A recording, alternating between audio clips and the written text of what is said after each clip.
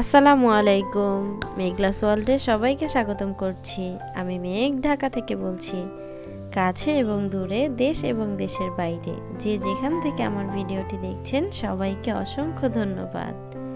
আশা করছি সবাই আল্লাহর রহমতে খুব ভালো আছেন। আলহামদুলিল্লাহ, আমরাও খুব ভালো আছি। তো এই যে সবসময়ের মতো আজকের ভিডিওটাও সকালবেলা শুরু করেছিলাম। তো গতকাল শালগম রান্না করা হয়েছিল, সেই ভিডিওটা দেখেছিলেন। তো তারপরের ভিডিও হচ্ছে এটা। তো সকালে আর তেমন কোনো নাস্তা বানানো হয়নি, চাপটি বানিয়েছিলাম, চুরি করা নাস্তা।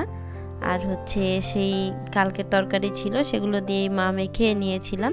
তারপর সেই লিখেছিল, তো সেই লেখাগুলোই বলছিল যে আন্টিদেরকে দেখাও।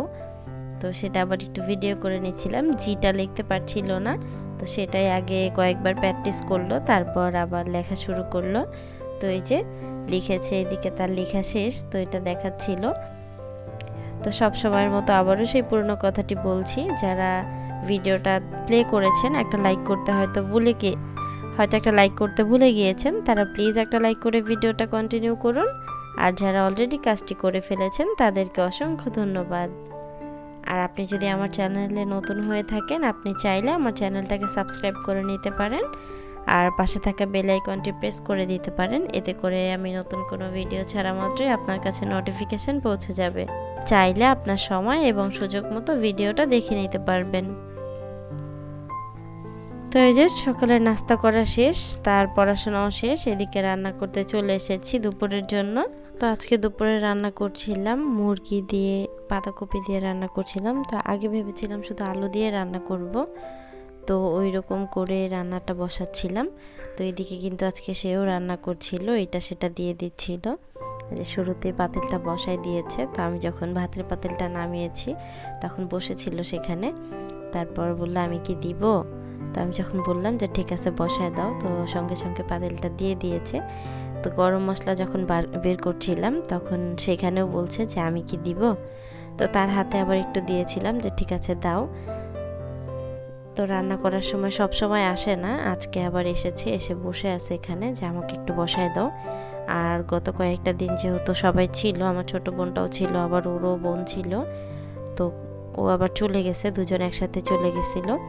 তো একা একা ভালো লাগছিল না। আর তো সিয়া যেহেতু টিভি দেখে না, যে টিভি ছেড়ে বসায় দিলে চুপচাপ টিভি দেখে নেবে, ও একা একা খেলছিল। তো তারপর যখন একেবারে আমি চলে এসেছি রান্নাঘরে, তখন ঘরে একা একা ছিল, তারপর এখানে আসছে। তো এই যে মা মেয়ে গল্প করতে করতে কিন্তু রান্না করে নিচ্ছিলাম। তো মুন্নিয়াপুর ভিডিওতে দেখেছিলাম, আপু বলেছিল যে আপু আর ভাইয়া তারা দুজনেই রোস্ট পাগল, তারা দুজনে রোস্ট খুব পছন্দ করে। আর তাদের মতো কিন্তু সেম আপনাদের ভাইয়া আর আমারও, মানে আমরাও মুরগিটা খুব বেশি পছন্দ করি। তাই আমাদের প্রতিটা, মানে আমার ব্লগগুলোতে অধিকাংশ ভিডিওতে দেখা যায় যে আমরা মুরগি রান্না করি। তো কিছু থাক আর না থাক, বাজার থাকুক বা না থাকুক, মুরগিটা আমাদের ঘরে থাকে। তো সবাই মনে করে যে, মানে আমাদের আশেপাশে আত্মীয় স্বজন যারা আছে তারা ভাবে যে প্রতিদিনই তো মুরগি খাই, বাজার আবার নাই কই থেকে, টাকা পয়সা না থাকলে আবার এত মুরগি খাই থেকে। তো এই যে মুরগিটা যেহেতু পছন্দ, ঘরে কোনো বাজার থাকুক বা না থাকুক মুরগিটা কেনা থাকে। তো এই যে এদিকে কিন্তু সিয়া নাড়ানাড়ি করছিল, তো যেই দেখেছে যে একটু তেল ছিটছে আর সঙ্গে সঙ্গে ছেড়ে দিয়েছে যে তুমি রান্না করে নাও, তেল ছিটে যাচ্ছে সিয়ার গায়ে। তো ওই যে ওইদিকে চেপে বসে আছে। তো ওই যে বললাম শুরুতেই যে আজকে মুরগিটা আমি আগে ভাবিনি যে পাতাকপি দিব, আলু দিয়ে রান্না করব, এরকম করে রান্না করছিলাম। তো পরে ফ্রিজে যখন আদা রসুনটা রাখতে গিয়েছি তখন দেখলাম যে অল্প একটু ছিল পাতাকপি, তো ভাবলাম যে এইটুকু দিয়ে দিই। আর আমাদের কখনো পাতাকপি দিয়ে মুরগির মাংস খাওয়া হয়নি, আমরা গরুর মাংসটা খেয়েছিলাম। তো আমি কিন্তু পাতাকপি আর হচ্ছে মুরগির মাংস রেসিপিটা মুক্তাপুর ভিডিওতে দেখেছিলাম, বেশ অনেক দিন আগে আপু একটা ভিডিওতে রান্না করেছিল। তো সেটা দেখে আমিও ভাবলাম যে আমিও রান্না করে নিই। তো এইটাই প্রথমবার ছিল পাতাকপি দিয়ে মুরগির মাংস। তো রান্না ভালোই হয়েছিল।